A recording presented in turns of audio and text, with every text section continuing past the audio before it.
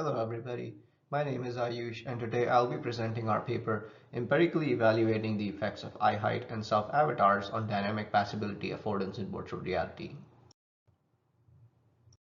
With various types of self-avatars being supported across VR experiences, users can choose to be who or what they want. In addition, these experiences have all sorts of stimuli that may require one to maneuver around or dodge objects that could be stationary or in motion. This means that users need to rely on their action capabilities to have an engaging experience, which could be different from the real world based on the avatar embodied. However, users often have avatars that are not true to their body dimensions. This can negatively affect judgments involving static and dynamic affordances. Although static affordances have been studied in the context of self-avatars, dynamic affordances have remained unexplored. To recap what we know about self-avatars, we know that self-avatars actually help us make more realistic judgments in VR. We also know that embodying altered self-avatars can affect the body schema that we embody with the avatar. We also know that the appearance and the visual fidelity of the avatar can affect depth perception. And it has been shown that affordances and object height perception can be influenced by eye height. Interestingly, there is also research showing that even though eye height can affect the estimates we make in VR, it is difficult to really see the change in eye height without actually having a self-avatar. Before we jump into the work we are going to present today, let's quickly talk about dynamic affordances. Dynamic affordances require the user to actually perceive the location, speed, and the size of the object or the stimuli for them to be able to actually perceive it properly. Dynamic affordances also require timing self-motion to external stimuli that changes affordances over time. As such, dynamic affordances essentially rely on the actual scaling of the user to be able to understand what is going on and how they need to make judgments to pass that affordance properly. A common dynamic affordance perception scenario is that of the road crossing behavior. It is a very interesting phenomena that people are studying in VR, especially because it is much safer to replicate in VR as compared to the real world. To better understand the connection between dynamic affordance perception, self-avatars, and eye height, we conducted a study where we looked at how presence or absence of differently scaled self-avatars affects dynamic affordance perception and behavior. In this study, we had participants cross a virtual street with oncoming traffic at different eye heights. Here's a quick look at the study design that we used for the experiment.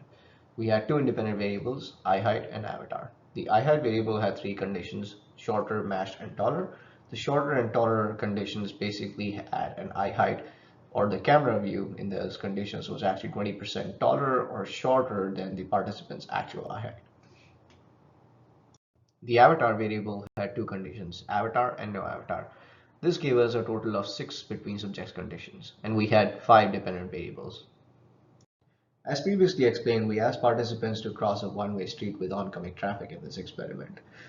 The oncoming traffic was basically a couple of cars going behind each other with different sized gaps in terms of time between them. Participants were simply asked to go back and forth when they felt most comfortable with the gap that was presented to them between the cars that were oncoming. In total, they conducted 60 trials. Here's a quick look at what the actual environment looked like. The passing of a yellow car basically marked the start of a trial, and each subsequent car was a blue car until the participant crossed the street, and then they would have to wait for a yellow car to mark the start of the next trial before they could cross the street again. Here's the setup that we use for the avatar and to match the movements. We use the HTC Vive headset with 2 controllers and 5 trackers as seen in the figure below. As explained previously, we had 3 different eye heights, which means that participants could have 3 different sized avatars depending on which group they were in. To scale the avatars smaller or shorter, we simply 3-dimensionally scale the avatars to be 20% taller or 20% shorter. The system was adjusted to map the movements of the taller or shorter avatar to the participants' actual movements. We primarily had 3 hypotheses. 1. Participants' street crossing behavior will differ based on eye height. Number 2, participants with the self-avatar will be able to better regulate their behavior to the different gap sizes presented. And number 3, participants in the self-avatar conditions will perform safer gap crossing behavior. Now, getting into some of the basic results, we saw that overall, as the gap size increased, the likelihood of crossing the street increased, which kind of makes sense. And there were no effects of eye height or self-avatar. A similar trend was also observed for gap count. So as the number of cars that people saw pass by increased, they had a likelihood of crossing the street. Interestingly, there was also a similar effect of velocity at crossing. So what were the participants' speed by the time they crossed the street with the oncoming traffic? However, we did see an interaction effect of avatar with velocity at crossing, and this is the graph that you see on the right here. The interesting trend this shows is that for the avatar conditions, participants actually regulated their behavior based on the gap size, but for the no avatar condition, their velocity kind of remained the same, suggesting that they didn't actually calibrate their behavior based on the gap size that they were seeing. This could be because participants were seeing an avatar and they were able to better figure out if they were about to hit the car or not, versus that wasn't the case with the no avatar conditions.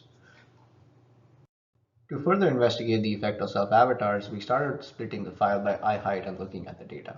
The graph you see here on the left is for the shorter eye height condition, avatar versus no avatar. Interestingly, these slopes were not significantly different, which suggests that participants in both conditions were actually having similar crossing behavior for the oncoming traffic. It may be that when participants viewed the oncoming traffic from a vantage point lower than what they're currently used to in their regular life, the avatar did not actually have a significant effect on their behavior. The center graph is for the matched eye height condition, and as you can see, these two slopes present very different trends for the two conditions. For the avatar conditions, participants were accurately regulating their behavior based on the gap size, whereas for the no avatar conditions, participants actually increased their velocity of crossing as gap size increased, which is not something that we would expect. Following the reasoning that we gave earlier about participants being able to see their body and regulating their behavior better, we can safely say that for the no avatar conditions, because participants couldn't see their body, it is likely they were unsure if they were hitting the car while crossing the street or not. And as such, to better regulate their behavior and cross safely, they were increasing their speed with every gap crossing. However, having the avatar did not yield such an effect, and we had a trend that is expected of participants as gap sizes increased. The graph on the right here is for the taller eye height condition, and as you can see, both conditions show a similar trend with the line grid that we see here on the graph. Interestingly, they were significantly different, and it does seem like the avatar condition had a steeper slope, suggesting that participants were regulating their velocity of crossing more with gap sizes when they had an avatar versus not.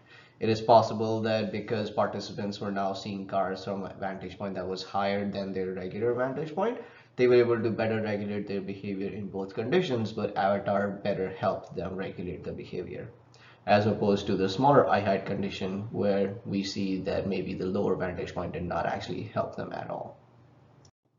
The trends presented here and the supported reasoning is actually also supported by the crossing safety variable that we presented in our paper. Please read our paper for more details on that. To conclude, overall, we saw that our results actually support the second and the third hypothesis, but not the first one. So we did not see compelling results that were significantly different for the eye height.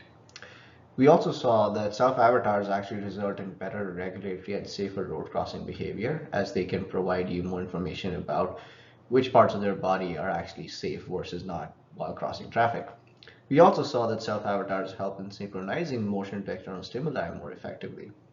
And this is likely because of, again, having able to see your limbs and whatnot. We also extended Raga's work on dynamic affordances by showing that eye height does not affect the perception of moving gaps. To read more, please see our paper. Thank you.